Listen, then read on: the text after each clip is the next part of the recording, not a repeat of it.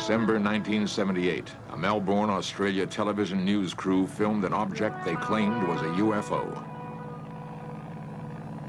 That film gave chilling credibility to an earlier report of an Australian pilot who disappeared after he radioed that he was being strafed by a UFO. Delta Sierra Juliet, affirmative. It's not an aircraft, it's... Are there UFOs in the skies over Australia and New Zealand?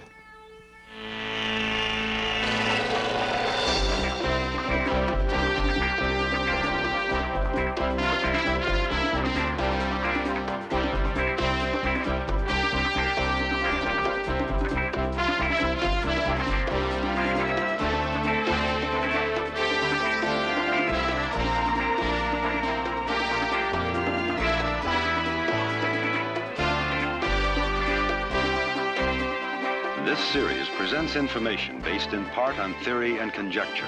The producer's purpose is to suggest some possible explanations, but not necessarily the only ones, to the mysteries we will examine.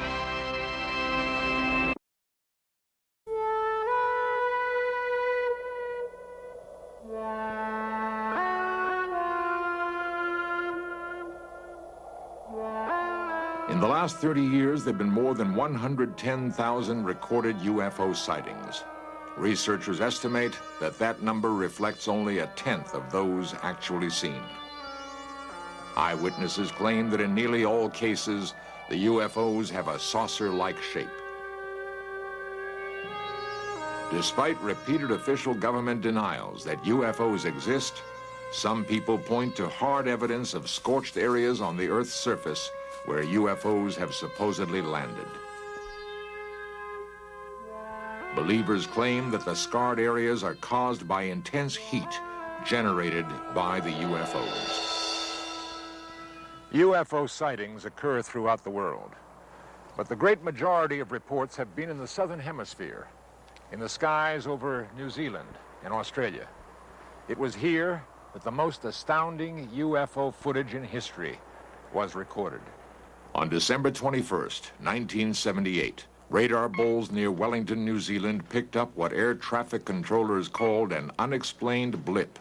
A local pilot, Vern Powell, was at the same time bound on a cargo mission from the South Island to the North Island of New Zealand. Powell described the object as anything but plane-like in nature.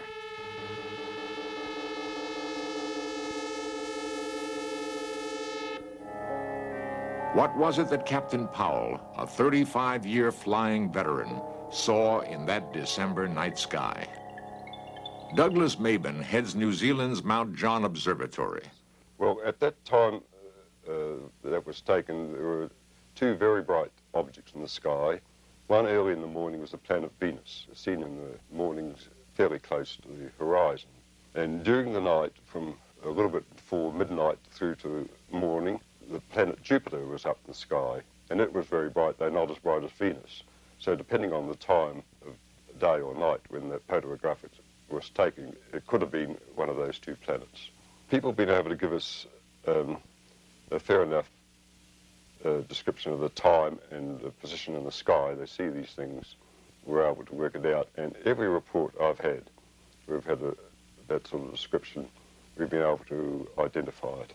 The reports of these have been going on for so many years now, and if there's such an intelligent set of people about coming from outside the Earth that have been coming around all these times, I think by now they would have landed and introduced themselves. Others weren't so sure.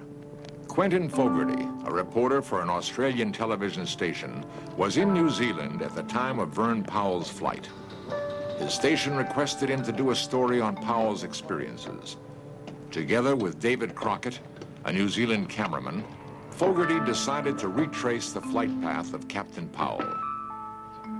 In Search Of has recreated what happened to Fogarty on that fateful flight.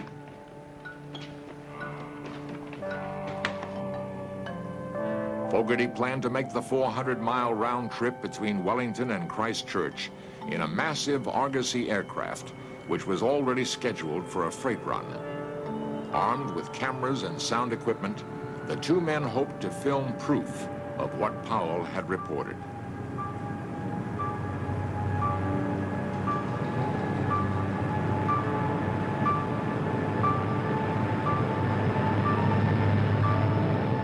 Fogarty realized that the chances of seeing what Powell saw 10 days earlier were remote, but he still had strange feelings about the flight. There were stages there where I was very, very frightened. And when I thought, well, if I was to die, or if in fact I was to be removed from that aircraft in some shape or form, then it wasn't going to be a painful process. And I can't really explain why I felt that. It's just a feeling I had. The flight was long. Captain Bill's startup warily scanned the night sky. Fogarty and cameraman Crockett waited in the hold. Testing, 1, 2, 3. Just checking the intercom.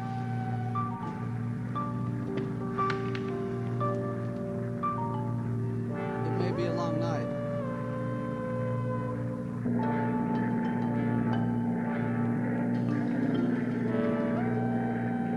Suddenly, Captain Startup spotted the object and called to Fogarty. Quick, off to starboard. The object seemed to be hovering around the aircraft. Do you see it?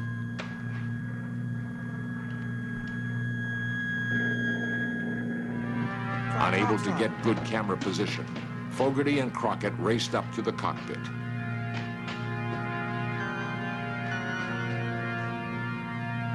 This is the film they shot. And by the time David and myself got onto the flight deck, I could see two bright lights, and in retrospect it now appears that this object was quite low, and in fact was reflecting on the water. We just kept looking at this one bright object that looked like a very bright star outside our starboard window. So we turned towards the object, and at this time David was continuing to film, and at one stage he said to me, he got very excited and turned around to me and said, you know, it's got a brightly lit bottom and a sort of transparent sphere on top. And I was doing a tape commentary at the time, and I remember saying that they sounded like a classic flying saucer shape. And I think it was the last person to see it. Was that I looked out the right-hand side of the aircraft and peered right down. And this object just went below the aircraft and disappeared. Nobody connected with this case has been prepared to say that they are extraterrestrial, because I don't think you can ever say anything is extraterrestrial until you can actually physically hold on to it or meet with the inhabitants, or, you know, or the thing lands in Central Park and you beam it live television around the world, and then people would say it was hoaxed anyway. But there are a number of possibilities, and I think that probably the strongest of all the possibilities is that it is extraterrestrial. The film is unlike any other recorded in history. The object darted about, changed color, shimmered with an eerie translucency. The object was incredibly bright, far brighter than any planet or star. The film, shot by Fogarty and Crockett, has since been analyzed by U.S. and Australian scientists. Their conclusions have been that it does show some metallic object, unearthly in its brightness. No one will hazard a guess as to what it was or why it appeared where it did. By plotting where UFOs have reportedly appeared, a complicated grid system was devised by a man who has become the dean of UFO researchers.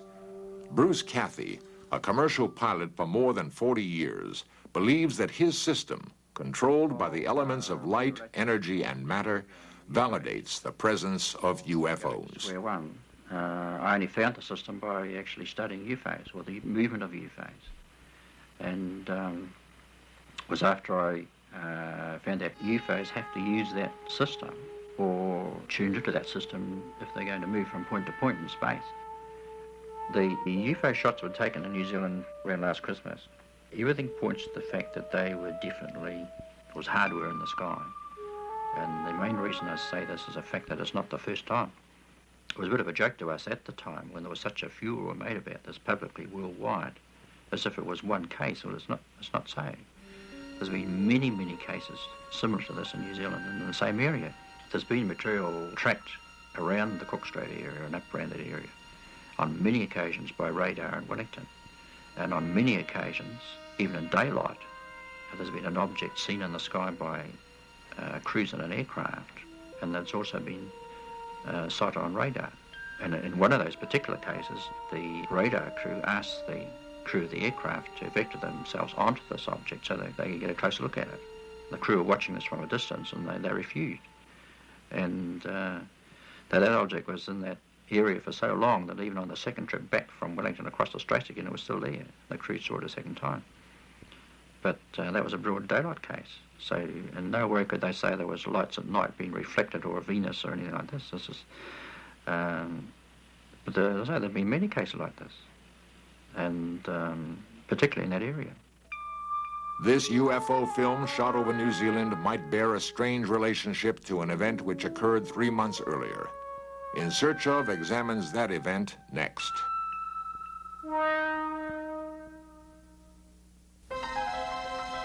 October 21st, 1978.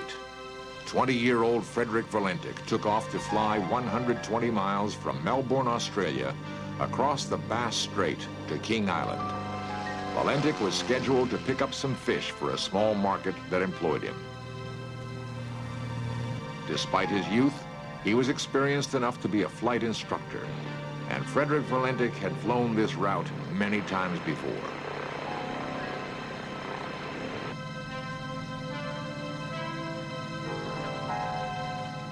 Delta Sierra Juliet, pilot to ground. Is there any known aircraft in my vicinity below 5,000 feet? Delta Sierra Juliet. Negative, no known traffic. Delta Sierra Juliet. There seems to be a large aircraft below 5,000 feet. Delta Sierra Juliet. What type of aircraft? I cannot confirm, but it's 4 bright lights that appear to be landing lights. Unknown aircraft has just passed over me, about 1,000 feet. Is large aircraft confirmed? Delta Sierra Juliet, affirmative at the speed it's travelling. Are there any RAAF aircraft in the vicinity? Negative. Confirm you can't identify aircraft. Affirmative. Delta Sierra Juliet, Melbourne. It's approaching from due east of me. It seems to be playing some sort of game, flying at a speed I can't estimate. Stephen Roby, air traffic controller on duty then, explains the reported UFO's movement. Several times, and coming from various directions. And then he started orbiting, and the aircraft was orbiting above him. And on several occasions, he sort of stated that towards the end it wasn't an aircraft. And he described it as having a sort of a green light on it, and also it appeared to be a sort of a silver metallic colour. Delta Sierra Juliet. What is your altitude? Delta Sierra Juliet, 4,500 feet. Delta Sierra Juliet. Confirm you can't identify aircraft. Affirmative. It's not an aircraft, it's... Guido Valentic is Frederick's father. Night. He's supposed to join us with friends when we went for some movie, family movie projection. And that night he never turned up, he didn't ring up. Normally he's always, when he go for a trip, when he return at the airport, he normally would have called us, you know, I'll be home after an hour or so. But that night, it was quite strange, you know. We didn't know anything about it. We got home about 11 o'clock and he wasn't home. My wife then started to worry about it. And so, you know, I said, oh, this is too late to start inquiry. Can you describe it? Delta Sierra Juliet. It's flying past. It is a long shape. Cannot identify more than that. Coming for me right now. And he described it as being of a long shape, and as I said before, a silver colour with the various lights on it. And he actually did say it wasn't an aircraft. So it's very strange. It appears to be stationary. I'm orbiting. The thing, it's orbiting on top of me. It has a green light and a sort of metallic light on the outside.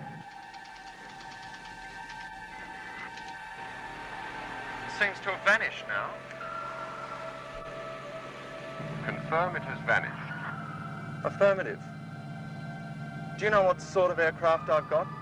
Is it military? No military traffic in this area. It was 8 o'clock, 8:30 in the morning. Nothing still happening. I couldn't see any sign of him, and I was just about to get up and maybe get on the phone, where all of a sudden a couple of uniformed blue slack-legged walk in the front door, and at that time we realized immediately that something was wrong. Delta Sierra Juliet, engine is rough idling and coughing. Delta Sierra Juliet, what are your intentions? Proceeding King Island.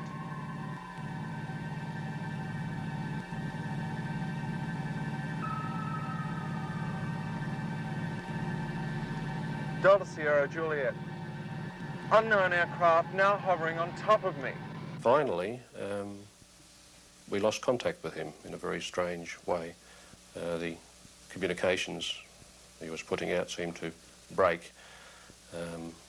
People describe it as a sort of a metallic sound, the last transmission that was sent from Delta Sierra Juliet. Delta Sierra Juliet. Acknowledge. Do you read me?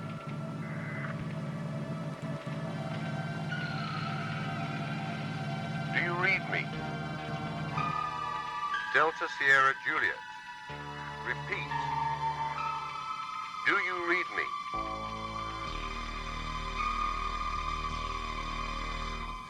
Despite an extensive 4-day search, which included using a sophisticated Orion aircraft capable of detecting any sort of debris at great ocean depths, not a single scrap of wreckage was ever found.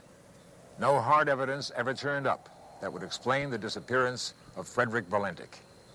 But theories abound.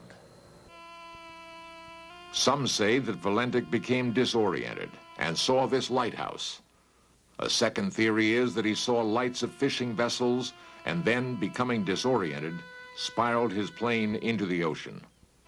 Guido Valentik, Frederick's father, believes otherwise.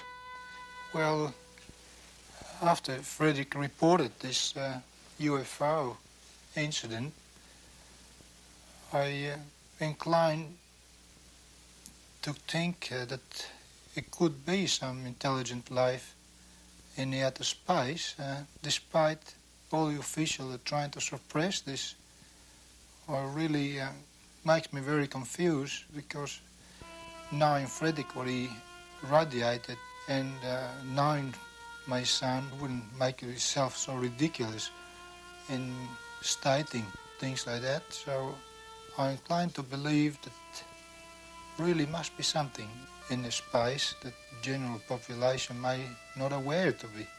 And I realized after his disappearance, which I couldn't have the opportunity before, how many calls I get from various parts of the world. And they really encouraged me to believe that he could be still alive, maybe with another intelligence in the space.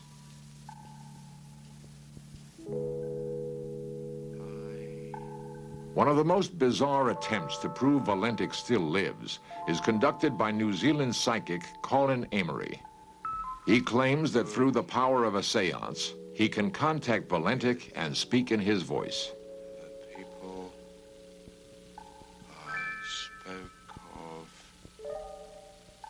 before, I know that my family are very sad, but it is not necessary. Death is something that is quite painless and is not difficult to bear. Valentik's plane and the supposed UFO were beyond the reach of radar, thus making it impossible to confirm his report.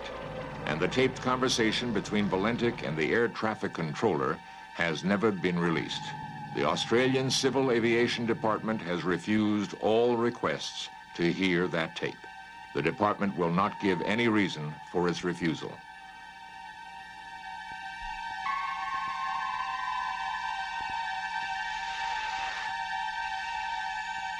Delta Sierra Juliet. Acknowledge. Do you read me?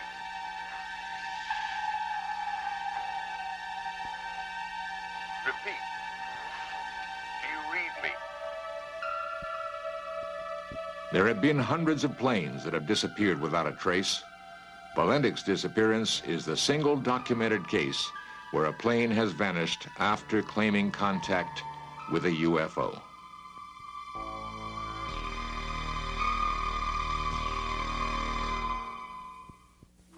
For years, In Search of cameras have found and recorded the reports of individuals claiming to have seen UFOs. And there was this weird object, funny noises, and it was really bright. When I first saw it, I was standing approximately right here, but I couldn't get too good of a view of it because the brush and the trees are in the way. I don't know how many people saw it and told us the next day that they saw this thing up in the sky. In the sky. I noticed up by the blue shed over there that there was something in the sky. It was definitely right there. On the night of November 2nd, 1975, I was sitting here doing my homework, and I looked out the window, and right above the blue building, I saw a UFO come down out of the sky. All of these first-hand accounts, together with the strange occurrences in the southern hemisphere, only makes one wonder what really does exist in outer space.